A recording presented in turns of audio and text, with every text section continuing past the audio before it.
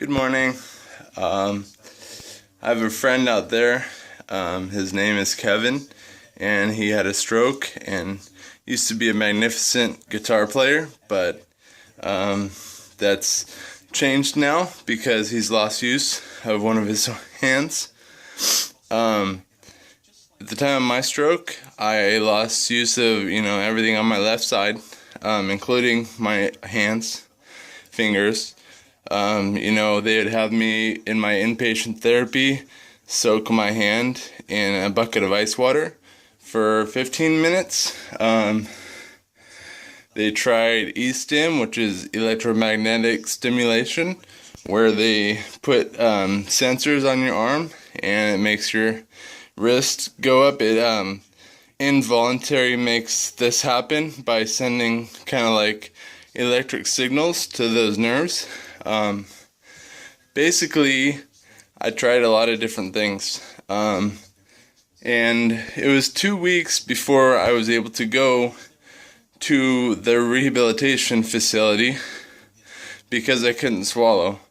Once I got there, I spent a lot of time in occupational therapy, every day.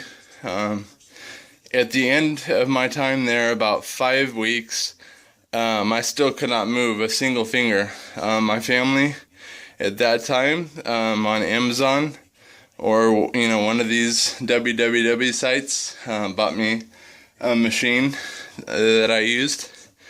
Not saying that machine was the only thing that led to helping me, but it's a combination of things, and a lot of it comes down to your attitude and willingness to push yourself beyond what you think is possible.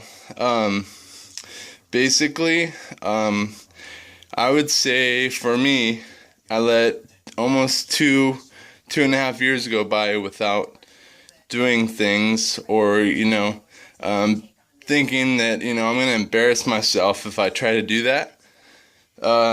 Yesterday I went, swam in the pool, almost 1,000 yards.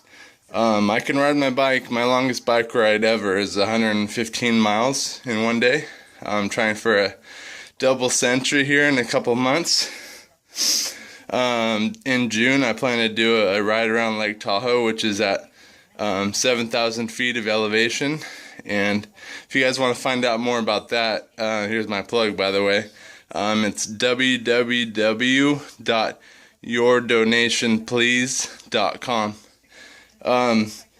Okay, so here's a part where I show you what I can do now with my fingers that I couldn't move at all after 7 weeks basically of therapy, 5 weeks of inpatient therapy, and 2 years of being, I would say, a little bit, depressed. I mean, who's not going to be that's had a stroke? And, mine was at the age of 29, so it was very hard to go from being a triathlete to not being able to do a very large number of things.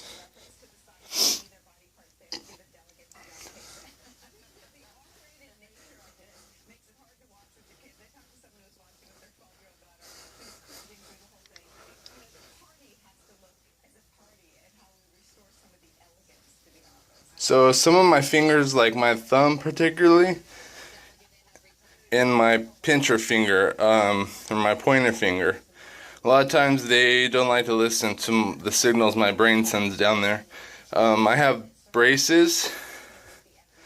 See, like right now, I'm trying to straighten it out 100%, but it's only going, I would say about 80% of the way out. But strength-wise, I would say, like my wife talking me into Instagram and tracking my own progress and seeing it myself is what turned the corner for me. So if there's any stroke survivors out there that are kind of in the position that I was in, that's maybe one of my biggest suggestions, is to start some kind of social media dedicated to your recovery. what else do I have to say here? I don't want to make this too long one. So the other thing is, if you do too many activities at once, if you're a stroke survivor, you tend to not be able to do each one as well. And that's what I have found also in my recovery to be very helpful, to push myself to do more than one thing at a time. Looking at the biker riding down the street, to listen to the news while you're recording a video, or while you're eating your breakfast. And also, very proud of this one, by the way, because I haven't showed you guys this. I figured I'd save it for last. But while you're standing on a Bosu ball, I don't know if you guys have seen those, but basically, the more I go down lean like that, the more unstable it becomes. And, you know, I'm not trying to shake it right now, but that's my brain sending the signals to try to stabilize it. If I take a deep breath and stand up all the way, correct posture, then, you know, I can kind of keep it a lot more stable. But, you know, my whole idea here is to push you guys. So, I hope to hear good things.